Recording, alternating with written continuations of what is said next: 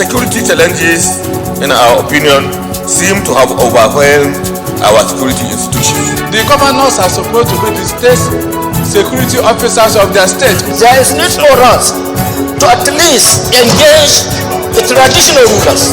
We need to do something about our porous borders.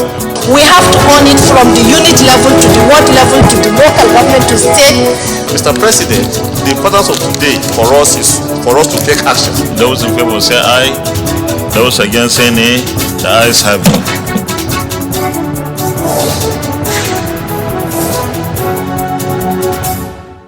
The Central Bank of Nigeria is carrying out its regulatory function and duty. Senate throws weight behind the Central Bank of Nigeria's efforts to redesign the Naira. Your personnel cost or what was appropriated was really too high. And Senate Public Accounts Committee decries over-bloated personnel cost in 90s budget. Hello and welcome to Inside the Senate. The Senate resumed plenary on Wednesday, the 16th of November 2022, after the break it took to allow committees concentrate on budget defense. Upon resumption that day, the Senate considered a motion advocating support for the Central Bank of Nigeria's move to redesign the Naira. Committees also continued with their consultations with MDAs over details of the 2023 budget, even as they evaluated the performance of the 2022 budget. Details of these happenings and other segments coming up when the program resumes after the short break. Please stay tuned. The Senate will send a message to the President to reap opportunities from that. To raise a matter of urgent public importance. And we are aware that when this particular motion comes up for a longer term development, arise to second the motion. Those in favor of this prayer say aye. Those against say nay. The ayes have it.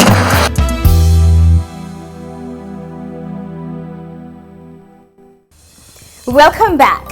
Amongst the issues discussed by the Senate upon resumption on Wednesday, the 16th of November 2022, was a motion garnering support for the redesigning of some denominations of the Naira by the Central Bank of Nigeria, CBN. Let's take the report as compiled and presented from our studio. Order 51. Coming under matter of urgent public importance, Senator Obasani quoted financial data indicating that 2.72 trillion naira out of the 3.26 trillion naira in circulation in Nigeria are outside the vault of banks. This, he said, has exposed the naira to the threat of counterfeiting alongside constituting a challenge to the anti-corruption stance of the government, hence the need for the redesign. He also spoke more on the advantages that would accompany the naira redesign. The redesign of our currency notes will help rein in currency outside the banking system into the banking system, thereby making monetary policy more efficacious. Terrorism will also be halted as access to the large volume of money outside the banking system used as a source of funds to pay ransom to bandits or terrorists will be reduced. Lawmakers advised on the consideration of rural dwellers, amongst other things. There is a need for the CBN to go on a very serious enlightenment drive. The commercial banks should also now go through and ensure that they go to the various and I repeat, various local environments where they can enlighten the people and if possible go on to customer drive. I would like to ask my colleagues to support some amendment of this motion that the central bank should go as far as April ended. as a way of, moving away from maybe perhaps taking, money to the bank. Some people have resorted to now going to buy commodities and the like. So I think these are issues that we also have to take note of. Hoarding is an economic crime. The volume of the current naira outside the central bank control system can never augur well for economy. People are stashing away billions of naira cash, trillions of cash all over the world, in this country. So we must support the Central Bank of Nigeria. The Central Bank of Nigeria is carrying out its regulatory function and duty. After more contributions, the following resolutions were adopted. Urge the Senate to provide legislative support to the redesigning of the new banknotes. Mandate the Committee on Banking to embark on oversight to ensure that Nigerians are adequately educated on the exercise. 483 billion. The Senate also considered a motion on an allegation of favoritism against the Nigerian Development Bank in the disbursement of a 500 billion naira loan meant for the 6 geopolitical zones of the country. In the motion titled Uneven Disbursement of 500 billion naira loan to the 6 geopolitical zones of the country by the Nigeria Development Bank, the sponsor, Senator Aliu Dume, alleged that the bank's 2021 annual statutory report of 13th July 2022 showed that while Lagos State alone got 47% of the loan amounting to 227.01 billion naira, the whole of the 19 northern states got 11% amounting to 53.13 billion naira.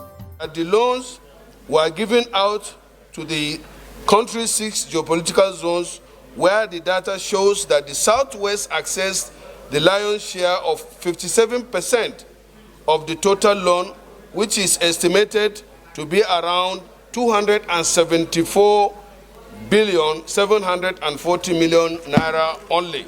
South-South accessed 17%, which is roughly 81,940 million naira only. The Federal Capital Territory and the North Central region accessed 11%, which was 53 billion and 20 million. Southeast accessed a paltry 9%, which is roughly about 43 billion 380 only, while the Northwest has 5% accessed 24 billion 100 million only. The Northeast accessed only 1%. The Development Bank of Nigeria is a special purpose vehicle. A wholesale bank. They don't lend direct. They lend through institutions like commercial banks, microfinance banks, leasing companies, and other lending institutions. So now the availability of these PFIs, that's the participating financial institutions, determine the spread of this loan. What happened is that the people who approach them more or approach these participating financial institutions are mainly the enlightened and younger people. That's why you see Lagos showing a huge number of beneficiaries. After contributions by lawmakers, the following prayers were adopted. Set up an ad hoc committee to investigate the matter and report back to the Senate as soon as possible. Urge the bank to ensure equitable distribution of the loan. And in compliance with the first resolution, an ad hoc committee was constituted under Senator Muhammad Sani Musa to investigate the matter and report back as soon as possible. Let's now take a break to open the Senate notebook. Please stay tuned.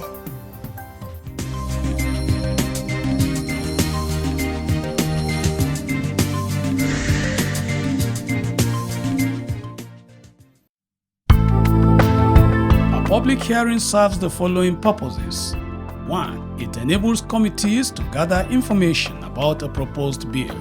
2. It gives room for the investigation of wrongdoings. 3. It gives the public the opportunity to express their opinions. 4. It is a forum for the exchange of ideas by all stakeholders on matters of national interest and importance. 5. It stimulates discussion of issues among the general public. And 6. It gives room for the planning and execution of committees' oversights.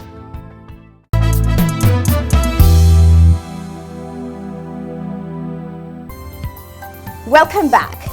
Midway into plenary on Wednesday the 16th of November 2022, the Senate leader came under Order 12 of the Senate Standing Rules to announce the presence of some French parliamentarians who came to observe the Senate plenary. They are from France, so they would like to attend our plenary. According to our Order 12, subsection L, Order 12, subsection L, I move that we allow them to come and observe our plenary. I move that we allow them to come and observe our plenary. The move was, however, resisted by the former Senate leader, who came under personal explanation to suggest that their visit should be moved to another day. I would want to use this opportunity, sir, to see if it is possible, because of the number of people who are in this chamber today, whether it will not be injurious to the image of the Senate. It would have been more auspicious if we can hold on until maybe possibly tomorrow. Not satisfied, the Deputy Senate President, who presided over plenary on that day, disagreed with him and ruled him out of order. As a result, the visitors were ushered into the chamber, following which he welcomed them. So I want to formally, on behalf of the leadership and the membership of the Nigerian Senate, welcome you into our chambers and wish you a successful tour as you spend some time here in Nigeria.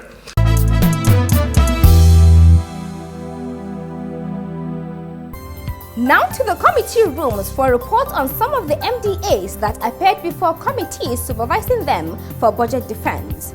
Report on this and more is compiled and presented from our studio.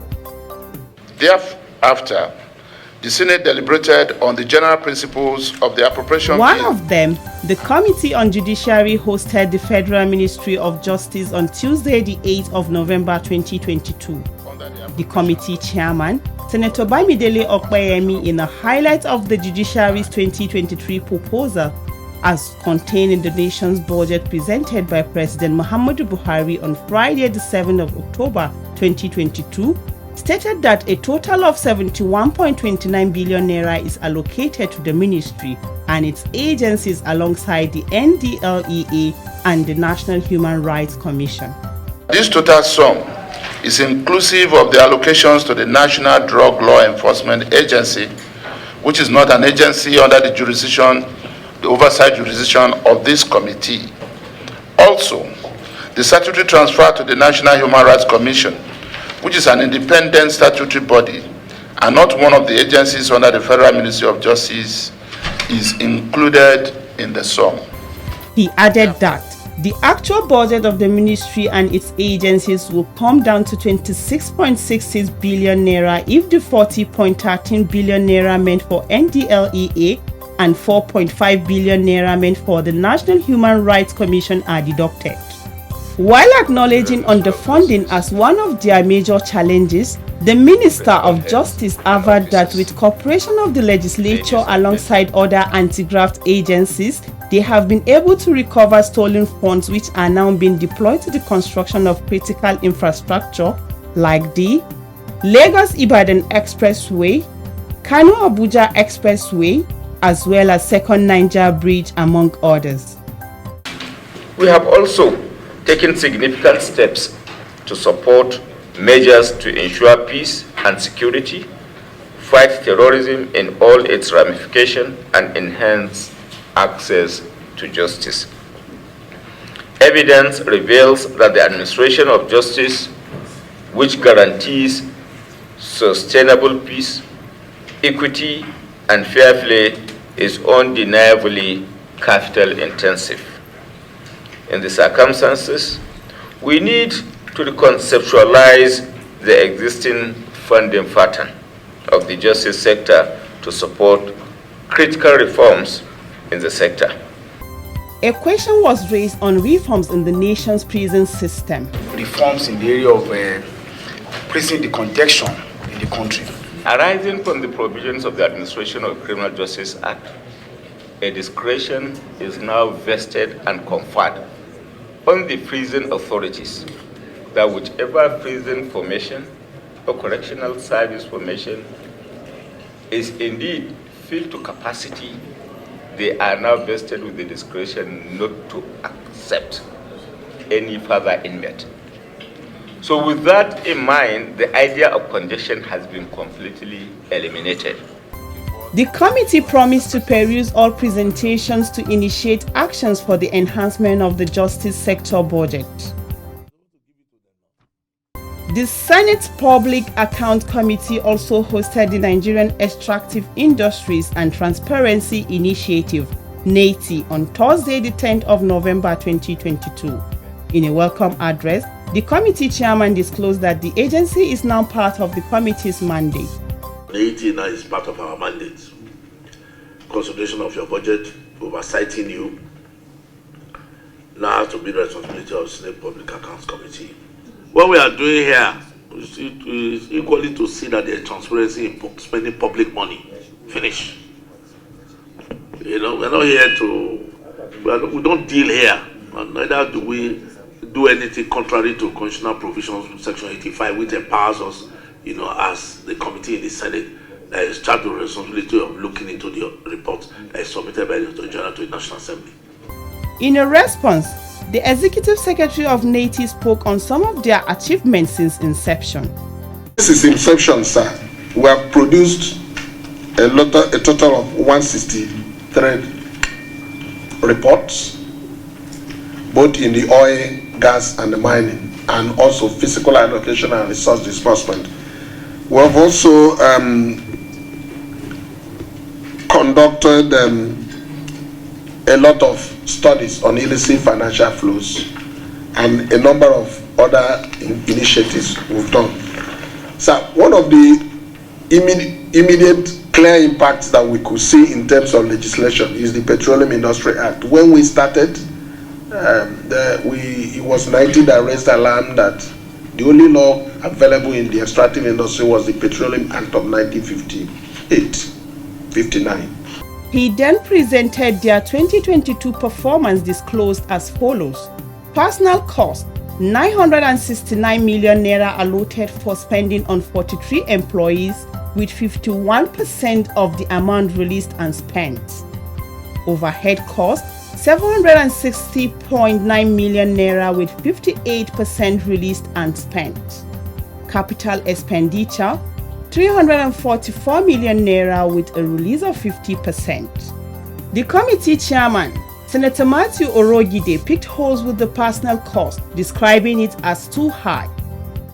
Your personnel cost, your personnel budget for 2022 was 968 million. Plus 968, that's what was approved or appropriated. So you can see that your personnel cost or what was appropriated was really too high. After more interaction, the committee sought to be furnished with the agency's 2023 proposal, their manpower plan alongside its nominal role. Next is another report of a public hearing organized by the Senate Committee on Basic Education on the National Institute for Educational Planning and Administration (ONDO) Establishment Bill 2022. The public hearing on the institute, which has been operating without the legislative backing, was declared open by Senate President Ahmed Lawan. He disclosed the essence of the bill. Because the essence of this bill is to make the National Planning and Administration, Educational Planning and Administration Institute worthy of its mandate. In his remarks, the committee chairman, Senator Ibrahim Gaidam, gave an overview of the establishment of the institute. National Institute for Educational Planning and Administration Establishment Bill 2022 seeks to give legal backing to already functioning institutions saddled with the responsibility of providing innovative planning and management strategies for Nigeria's education sector, to be leading entity in providing training, knowledge, research, and consultancy services in the field of educational planning and administration for education sector planners and managers, that is principals, vice principals, head teachers, assistant head teachers, inspectors, supervisors, among others. Stakeholders took turns to express their opinions on the bill. And we are proposing here that in this regard, we are recommending that the Teachers Registration Council of Nigeria should be represented in the membership of the Governing Council of the Institute due to our strategic partnership and shared mandates. On the composition of the Governing Council, we feel it is very narrow, limited, and need to be reconstituted and well placed as follows. One, we should increase the membership and the composition to include representatives from the 6 geopolitical zones, the National Universities Commission, ANCOPS, that is Association of Nigeria Principals of Secondary Schools. After more contribution, the committee promised to compile a final report on the hearing for submission to Senate plenary for more legislative action. Let me join others to appreciate you for coming and for the contributions made, the memo submitted. Just like the last speaker said, as a committee, we have copies of your submissions, and the committee will carefully go through it and pick what is important. Those were reports coming from the committee room. Let me quickly say that the Senate received notification of the demise of the former clerk of the Senate, Mr. Nelson Ayewo. Mr. Ayewo died on the 7th of November 2022 after a brief illness. May his soul rest in peace. Amen.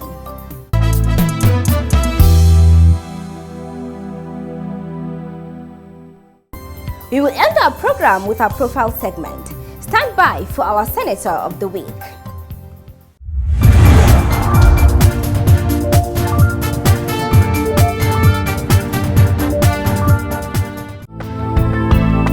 Senator Aishatu Dahiru Ahmad Binani represents Adamawa Central Senatorial District under APC. She attended Gadabawa Primary School in Jimeta, Yola for her first school living certificate in 1982 and Government Girls Secondary School also in Jimeta for her senior secondary school certificate in 1987. For tertiary education, she attended Federal Polytechnic Mubi for a higher national diploma in electrical and electronics engineering in 1993. Senator Aishatu Dahiru also attended University of Southampton, UK for a certificate in rural radio system in 1998 and Nasarawa State University, Kefi for a postgraduate diploma in 2016. She held the position of an electronic technician with Siemens PLC Abuja before venturing into private business. Senator Aishatu Dahiru joined politics and was elected to the House of Representatives to represent Yola North, Yola South and Gire Federal Constituency from 2011 to 2015. She contested to the Senate in the 2019 general elections and won to represent Adamawa North Senatorial District, making her the only female senator from the North. In the Senate, she is the chairman, Senate Committee on Sustainable Development Goals SDGs, Vice Chairman, Senate Committee on Women Affairs, as well as a member of several other committees. Her legislative interests are women and youth empowerment, grassroots development, and education.